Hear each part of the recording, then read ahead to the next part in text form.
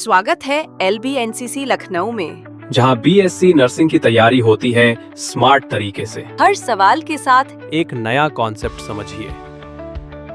पहला सवाल, सबसे आम तौर पर इस्तेमाल होने वाला वाइटल साइंस में से कौन सा है? आपके विकल्प हैं ब्लड प्रेशर, हीमोग्लोबिन लेवल, सी ब्लड यूरिया नाइट्रोजन।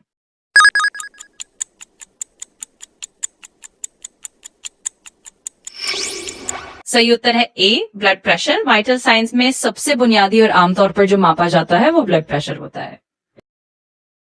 दूसरा सवाल, इंट्रामस्कुलर इंजेक्शन देने के लिए आमतौर पर किस मांसपेशी का उपयोग किया जाता है? विकल्प है deltoid muscle, B gastrocnemius muscle, C abdominal muscle.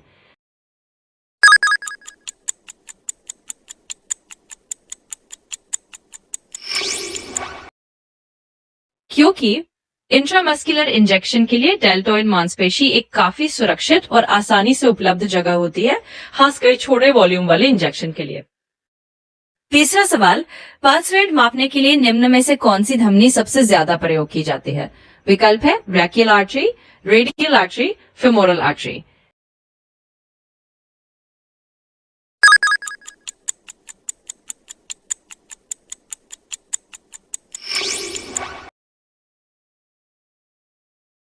सही उत्तर है बी रेडियल आर्टरी, क्योंकि कलाई पर आसानी से महसूस की जा सकती है और नर्सेज इसे बहुत सामान्य रूप से इस्तेमाल करती है। चौथा सवाल, ऑक्सीजन थेरेपी देते समय ऑक्सीजन मास्क कितने प्रतिशत तक ऑक्सीजन सप्लाई कर सकता है? विकल्प है लगभग 35%, बी लगभग 50%, सी लगभग 60 से 70%।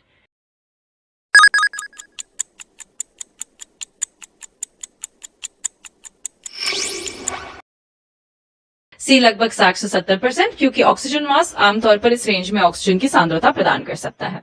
इसी तरह पांचवा सवाल, नर्सिंग में किसी मरीज को ओरल मेडिकेशन देने से पहले निम्न में से कौन सी बात सुनिश्चित करना जरूरी है? विकल्प है मरीज का ब्लड शुगर लेवल चेक करना, मरीज की पहचान और सही दवा की पुष्टि करना, मरीज का ब्लड प्रेशर लेना।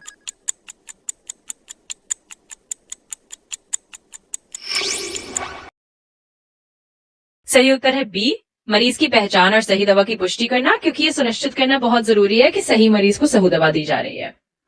छठा सवाल, स्टेरिलाइजेशन के दौरान ऑटोक्लेव का इस्तेमाल किस लिए किया जाता है? विकल्प है उपकरणों को धोने के लिए, उपकरणों को गर्म करने के लिए, उपकरणों को निर्जीवित स्टेरिलाइज करने के लिए।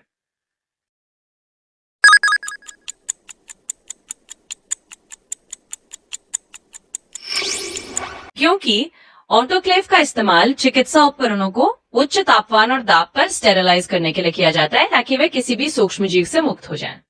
अब इसी तरह आगे बढ़ते हैं।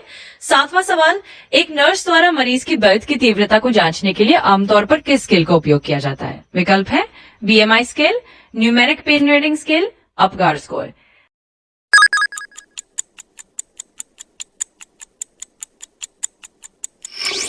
सही उत्तर है B numeric pain reading scale, क्योंकि एक साधारण 0 से 10 तक की संख्या वाली स्केल होती है, जिससे मरीज अपना दर्द बता सकता है। आठवां सवाल, आईवी यानी इंट्रावेनस फ्लूइड एडमिनिस्ट्रेशन में सबसे महत्वपूर्ण सावधानी क्या है? विकल्प है मरीज की नब्ज लगातार चेक करना, सही फ्लूइड की दर और साइट की जांच करना, सही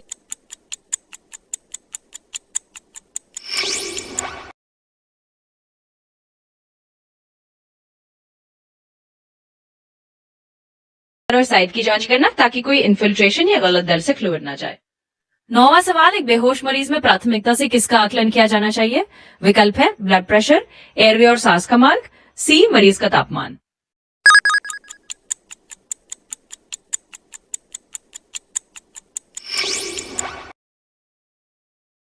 और सांस का मार्ग, क्योंकि यह सुनिश्चित करना सबसे जरूरी है कि मरीज को ठीक से सांस मिल रही है नहीं। और अब 10वां सवाल, नर्सिंग में एसेप्सिस प्रैक्टिस का मुख्य उद्देश्य क्या है? विकल्प है मरीज की पोषण स्थिति सुधारना, संक्रमण को रोकना, मरीज को आराम देना।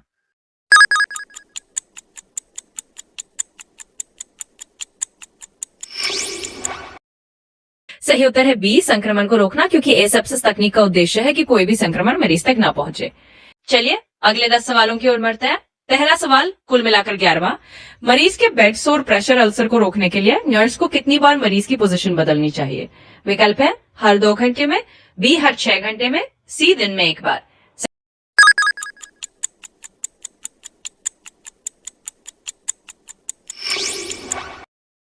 उत्तर है ए, हर 2 घंटे में, ताकि बेड सोर बनने का जोखिम कम हो सके। दूसरा सवाल 12वां, नर्सिंग में राइस थेरेपी का उपयोग किस स्थिति में किया जाता है? विकल्प है श्वसन संबंधी समस्याओं में, मांसपेशियों या जोड़ों की चोट में, सी दिल की समस्याओं में।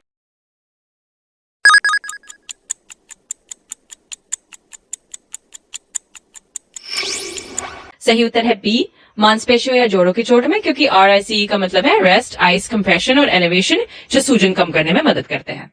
तीसरा सवाल 13वां, नर्स द्वारा हाथों की स्वच्छता के लिए सबसे प्रभावी तरीका क्या है? विकल्प है सिर्फ पानी से हाथ धोना, साबुन और पानी से 20 सेकंड तक हाथ धोना, केवल सैनिटाइजर का इस्तेमाल करना।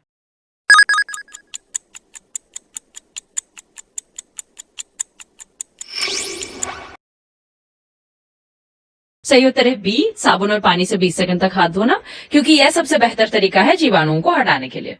चौथा सवाल 14वां, मरीज को डिहाइड्रेशन से बचाने के लिए नर्स को क्या करना चाहिए? विकल्प है मरीज को लगातार चलने को कहना, मरीज को नियमित रूप से तरल पदार्थ देना और निगरानी करना, मरीज को सिर्फ ठोस आहार देना। सही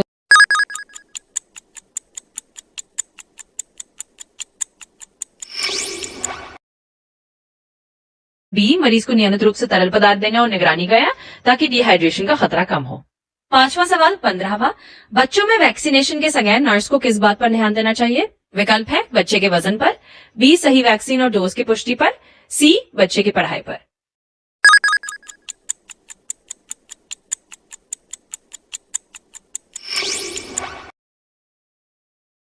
सही वैक्सीन और डोज की पुष्टि पर, ताकि बच्चे को उचित और सुरक्षित टीकाकरण मिल सके। छठा सवाल 16वां, नर्सिंग में पैलिएटिव केयर का मुख्य उद्देश्य क्या है? विकल्प है बीमारी का पूरी तरह इलाज करना, मरीज की तकलीफ और लक्षणों को कम करना, सी मरीज को रोजाना व्यायाम कराना। सही उत्तर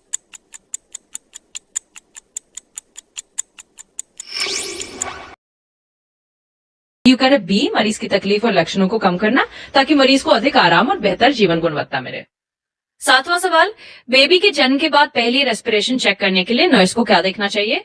विकल्प है बेबी की रोने की आवाज, बेबी की आंखों का रंग, सी बेबी का वजन।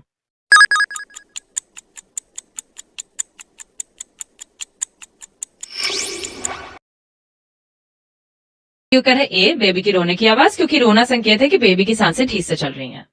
आठवां सवाल 18वां, पोस्ट ऑपरेटिव मरीज की देखभाल में नर्स को सबसे पहले किस चीज पर ध्यान देना चाहिए? विकल्प है मरीज का दर्द स्तर, बी मरीज का वजन, सी मरीज की दैनिक आहार योजना।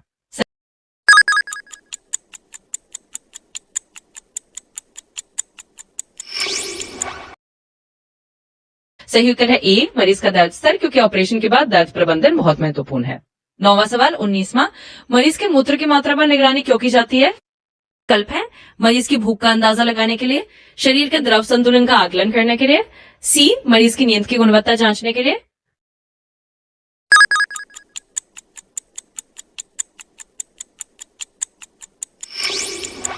बी, शरीर के द्रव संतुलन का आकलन करने के लिए, ताकि यह पता चल सके कि शरीर में फ्लूइड बैलेंस सही है या नहीं। 10वां सवाल 20वां, एक नर्स को CPR कार्डियोपल्मोनरी रेससिटेशन के दौरान सबसे पहले क्या सुनिश्चित करना चाहिए? विकल्प है मरीज की नब्ज की जांच, बी मरीज का ब्लड प्रेशर चेक करना।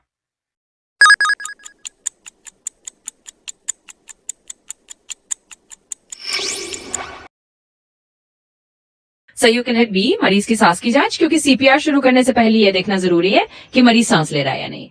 बस इसी तरह आपके 20 सवाल पूरे हो गए। अगर और भी कुछ चाहिए तो आपने संकोच बताइए।